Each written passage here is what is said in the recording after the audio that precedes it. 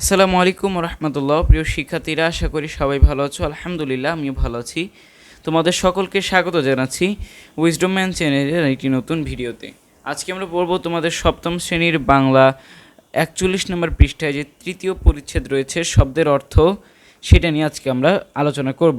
তো এখানে প্রথম অংশটা হলো একই শব্দের ভিন্ন অর্থের ব্যবহার। তো আমরা জানি যে সাধারণভাবে একটি শব্দের একটা মূল অর্থ থাকে, একে বলা হয় মুখ্য অর্থ। যেমন কাটা শব্দ বলতে বোঝায় যে কোনো কিছু কেটে ফেলা, কিন্তু এখানে যদি এখন কেটে ফেলা হলো এটার মুখ্য অর্থ। মুখ্য অর্থের বাইরেও একটি শব্দের একাধিক শব্দ বা গৌণ অর্থ থাকতে পারে, যেটাকে আমরা ইংরেজিতে জানি সিনোনিম। তো যেমন মেঘ কেটে গেছে, তো বাক্যে কাটা শব্দ অর্থ কিন্তু এখানে সরে যাওয়া বোঝাচ্ছে। আবার টিকিট কাটতে হবে, তো বাকি কিন্তু কেনা হবে, এটা বোঝানো হচ্ছে। তো কাটা শব্দের অর্থ এখানে সরে যায় এবং কেনা অর্থগুলো গৌণ অর্থ, কিন্তু মূল অর্থ হলো কাটা অর্থ কেটে ফেলা। তো একাধিক অর্থ থাকতে পারে। নিচে এরকম কয়েকটি মুখ্য অর্থ এবং একাধিক গৌণ অর্থ প্রকাশ করে দেখানো হলো। যেমন প্রথমে শব্দটা হলো খাওয়া, তো খাওয়ার মূল অর্থ, মুখ্য অর্থ হলো আহার করা। তো সময়মতো খাওয়া স্বাস্থ্যের জন্য ভালো। তো এটার গৌণ অর্থ হলো পান করা, সে চা খাচ্ছে। তো এখানে খাচ্ছে কিন্তু সে আসলে গ্রহণ করছে, এটা কিন্তু বোঝানো হচ্ছে না। সে যে মানে কী বলবো, পানি জাতীয় তো আর খাওয়া যায় না, তো এই ক্ষেত্রে আমরা এটা পান করা বোঝাচ্ছে। তো এরপরে হলো গরম। দেখো, গরম অর্থ হলো উত্তপ্ত। তো কামার গরম লোহা পিটিয়ে দা বানায়। তো এখন গৌণ অর্থ আরও কী কী হতে পারে? উগ্র, কোনো কারণে তার মেজাজ গরম হয়ে আছে, মানে সে খুব রাগান্বিত অবস্থায় আছে, এটাকে উগ্র বলে। এরপরে গৌণ অর্থ 2 হলো চড়া, কয়েকদিন ধরে মাছের বাজার খুব গরম, আমরা অনেক অনেক সময় বলি, ঠিক আছে? তো এটা কিন্তু চড়া বোঝায়, অধিক দাম বোঝাচ্ছে। এরপরে গুণ অর্থ 3, যেটাকে টাটকা বলে। তো টাটকা হতে পারে গরমের অর্থ, যেমন আজকের গরম খবরটা জানেন, মানে একদম একটু আগের খবর, মানে আজকের দিনের খবরটা কি জানেন, টাটকা খবরটা। তো এরপরে হলো গৌণ অর্থ 4, সেটা হলো শীত নিবারক, গরম। তো বাইরে ঠান্ডা, গরম কাপড় পরে বের হও। গরম কাপড় বলতে কিন্তু এখানে বোঝানো হচ্ছে যেটা কিনা আমাকে শীত থেকে নিজেকে প্রোটেক্ট করবে, সেরকম কাপড়গুলোকে বোঝানো হচ্ছে গরম কাপড়। এরপরে দেখো ঘর, মুখ্য অর্থ গৃহ, তো ভূমিহীনদের ঘর দেওয়া হয়েছে। এখন গৌণ অর্থ হলো কক্ষ, ও ওপারের ঘরে আছে, ঘরে মানে একটা রুমকে বোঝানো হচ্ছে। এরপর গৌণ অর্থ 2, যেটা কিনা ছক। তো সাদা ঘরে দাবার বোরেটাকে এগিয়ে নাও। তো এখানে সাদা ঘর গুনতে কিন্তু ছকটাকে বোঝানো হচ্ছে, মানে খোপটাকে বোঝানো হচ্ছে। এরপর গৌণ অর্থ 3, যেটা কিনা ঘর অর্থ পরিবারকে বোঝানো। এখানে এক ঘর কুমার বাস করে, মানে পুরো ঘর জুড়ে একটা পরিবার। তো এক ঘর বলতে বোঝানো হচ্ছে একটা পরিবার পুরা রুম জুড়ে থাকে, তো এটাকে যেন এক ঘর বোঝানো হচ্ছে। এরপরে পথ, পথের মূল অর্থ হলো রাস্তা। তো রাস্তার পাশে একটা বিশাল বটগাছ আছে পথের পাশে। তো গৌণ অর্থ হতে পারে পথ, উপায়। যেমন সমস্যাটা সমাধানের পথ খোঁজো, বা অনেক রকম পথ আছে, কিন্তু অনেকগুলো উপায় আছে। তারপরে গৌণ অর্থ দিক। তো বাংলাদেশের উন্নতির পথে এগিয়ে যাচ্ছে, উন্নতির দিকে এগিয়ে যাচ্ছে, ঠিক আছে? তবে নাম, নামে কিন্তু নামকরণ, তার নাম নয়নতারা। এখানে গৌণ অর্থ হতে পারে খ্যাতি, তার অনেক নাম শুনেছি, মানে তার অনেক সুনাম শুনছি, তার অনেক হাক ডাক আছে, সে অনেক সেলিব্রিটি টাইপের, ঠিক আছে? এরপরে গৌণ অর্থ লক্ষণ, যেটা কিনা বৃষ্টি থামার নাম নেই, আমরা অনেক সময় বলি, ঠিক আছে? তো মানে বৃষ্টি নামার কোনো থামতেই সেই না আর কি, হ্যাঁ, নামই নেই, থামার নাম নিচ্ছে না, এরকম অনেক সময় বলি। সেটার লক্ষণ নেই কোনো, মানে কোনো দেখতেছি না, কোনো লক্ষণ পাচ্ছি না যে আসলে থামবে যে খুব দ্রুত, এটা আমরা বুঝে উঠতেছি না, এটাকে এর জন্য বলে। এরপর গৌণ অর্থ বাহানা, যেমন কাজের নামে শুধু ঘোরাঘুরি, কাজের নাম বলে মানে কাজের কথা বলে তুমি ঘুরে বেড়াচ্ছ, এটা বাহানা দিচ্ছ আর কি, হ্যাঁ, কাজেরকে হাইলাইট করে আর কি। তো এরপরে ভার, যেটা কি মুখ্য অর্থ ওজন। তো বস্তাটার ভার অনেক বেশি, মানে ওজন অনেক বেশি। এখন গৌণ অর্থ হতে পারে বেজার, মানে মুখ ভার করে রয়েছে কেন, অনেক সময় আমরা অনেকে বলতে শুনেছি যে সে মুখ ভার করে বসে আছে, মুখ গোমড়া করে বসে আছে, তো এটাকে বোঝায় আর কি।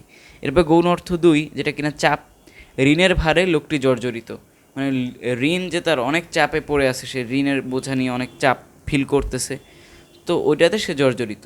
এরপরে গৌণ অর্থ 3, দায়িত্ব হতে পারে, সংসারের ভার সে একা টানছে, সংসারের যে দায়িত্বগুলো আছে সেগুলো সে একা করতেছে, কাজগুলো একা করতেছে। গৌণ অর্থ 4 হলো দুঃসাধ্য, মানে এই বেতনে মাস চালানো ভার, ঠিক আছে, কোনোভাবেই সম্ভব না। তো তো এরপরে আমাদেরকে কিন্তু কাজ দেওয়া হয়েছে যে অর্থ বুঝে তোমরা বাক্য লেখো। যেমন নিজের শব্দগুলো ব্যবহার করে মুখ্য অর্থ এবং এক বা একাধিক গৌণ অর্থ প্রয়োগ করে দেখাও। তো মুখ্য অর্থ আমরা লিখবো একটা, তারপর সেটা দিয়ে বাক্য রচনা করব। গৌণ অর্থ লিখবো একটা, বাক্য রচনা করব। এবং বাক্যে কিন্তু আমাদের এই মূল শব্দটাই থাকবে, কিন্তু অর্থ প্রকাশ করবে সেই গৌণ অর্থটা। ঠিক আছে, এরকম করে দেখো এখানে মোট 6টা মূল শব্দ দেওয়া হয়েছে এবং এগুলোর গৌণ অর্থ 2টা আর হলো মুখ্য অর্থ একটা লিখতে বলা হয়েছে। তো প্রিয় শিক্ষার্থীরা, চলো আমরা এটার অ্যান্সার স্ক্রিপ্টটা দেখে আসি। আমরা অ্যান্সার স্ক্রিপ্টে চলে এসেছি। তো দেখো এখানে পাকার মুখ্য অর্থ হলো পক্ক, সে বাংলা ব্যাকরণে বেশ পক্ক, মানে খুব ভালো। ঠিক আছে, এখানে ভালো বোঝাচ্ছে। এরপরে গৌণ অর্থ 1, যেটা কিনা পরিণত, গাছের আমগুলো পেকেছে, এটা কিন্তু পরিণত হয়ে গেছে, পরিপক্ক হয়ে গেছে। ঠিক আছে, এরপরে গৌণ অর্থ কি খাঁটি, সে পাকা সোনার আংটি পরে, মানে একদম রিয়েল খাঁটিটা সোনা আংটি পরে। এরপরেরটায় আমরা যাই 2 নাম্বার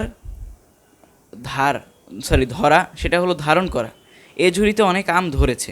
ঠিক আছে, এরপরে যন্ত্রণা হতে পারে, যেমন খুব মাথা ধরেছে, কথা বলো না, অনেক সময় বলি যে আমরা খুব মাথা ব্যথা করতেছে, ধরছে খুব মাথা। তারপরে আসে হলো গৌণ অর্থ 2, আরম্ভ করা, শিক্ষার্থীরা সবাই গান ধরলো, না একসাথে গান গাওয়া শুরু করলো। তারপরে কথা, এটা হলো ভাষা বা বচন ভঙ্গি আর কি। তো দেখো সেন্টেন্স হলো মিনা দেখি কথা শিখেছে, সেখানে কথা কিন্তু মূলত কথা বলা বচনটাকে বোঝানো হচ্ছে। এরপরে গৌণ অর্থ, যেমন প্রতিশ্রুতি, আমি তাকে কথা দিয়েছি যে আমি কাজ করব না, এরকম। ঠিক আছে, কথা দেওয়া মানে কিন্তু প্রতিশ্রুতি বোঝানো হচ্ছে। এরপরে গৌণ অর্থ 2, স্মৃতি, আমার কথা ভুলে যেও না, মানে আমার যে পরিচয়টা, আমার যে সাথে যে কাটানো স্মৃতিগুলো, এগুলো কিন্তু ভুলে যেও না, আমাকে ভুলে যেও না, এটা বোঝানো হচ্ছে, কথার মাধ্যমে স্মৃতিটাকে বোঝানো হচ্ছে। এরপরে বড়, এটা বৃহৎ, বা রাস্তার পারে বড় একটা গাছ আছে। এখন গৌণ অর্থ হতে পারে উদার, বড় মনের মানুষকে সবাই ভালোবাসে, মানে উদার মনের মানুষ দয়ালুদের ভালোবাসে। এরপর গৌণ অর্থ চিৎকার করে, দোষ করে আবার বড় গলায় কথা বলছে। আমরা একটা প্রবাদ বাক্য জানি, চোরের মেয়ের বড় গলা। তো বড় গলা মানে কিন্তু সে তখন খুব চিল্লায় বলে যে আমি নির্দোষ, আমার কোনো দোষ নেই। তো ওই ক্ষেত্রে এই বড়টা বোঝায় যে চিৎকার করে বলা। তো এরপরে 5 নাম্বার ওয়ার্ডটা, এটা হলো মুখ। তো মুখের মুখ্য অর্থ হলো কথা বলার অঙ্গ, মানে আমাদের যে মুখটা রয়েছে। তোমার মুখ বন্ধ করো, মানে তোমার কথা বন্ধ করো। ঠিক আছে, এরপরে গৌণ অর্থ মুখকে সম্মান বোঝায়, যেমন পরীক্ষায় প্রথমে সে আমাদের মুখ উজ্জ্বল করেছে, দেশের গর্ব। ঠিক আছে, এটা বোঝাচ্ছে। গৌণ অর্থ আর একটা হলো চেহারা, মেয়েটির মুখ আমার খুব মনে পড়ছে, আমার চোখে ভাসছে, আমি যে মেয়েটাকে দেখে আসলাম তার চেহারাটা আমার ভাসছে, আমার মুখটা তার আমি বুঝতে পারতেছি। ঠিক আছে, এরপরে 6 নাম্বার পাগল। তো পাগলের মুখ্য অর্থ কিন্তু আমরা জানি মানসিক ভারসাম্যহীন, যার কোনো আগামাথা নেই, সে যা মন চায় তাই করতে পারে, তার কিন্তু কোনো বিবেক বুদ্ধি নেই। ঠিক আছে, মানসিক কোনো ভারসাম্য নেই।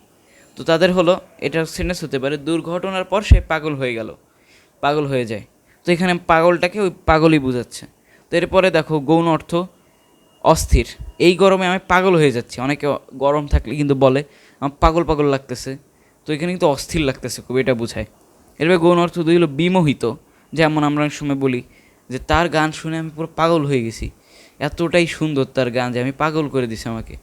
কোকিলের গান শুনে পাগল হয়ে যায় মানুষ, এরকম বলে। তো পাগল কিন্তু আসলে এখানে পাগল বোঝানো হচ্ছে না, বিমোহিত বোঝাচ্ছে, মুগ্ধ হয়ে যায় এটা বোঝানো হচ্ছে। ঠিক আছে, তো এই ছিল তোমাদের 6টা সেন্টেন্সের উত্তর। তো প্রিয় শিক্ষার্থীরা, আমরা দেখে নিলাম আমাদের যে 6টা ওয়ার্ড ছিল তার মুখ্য অর্থ এবং গৌণ অর্থ লেখার কথা ছিল পৃষ্ঠা নাম্বার 44 এবং 42 মিলিয়ে। তো আমরা সেটা দেখে নিয়েছি। তো আজকের ক্লাসটা এই পর্যন্তই।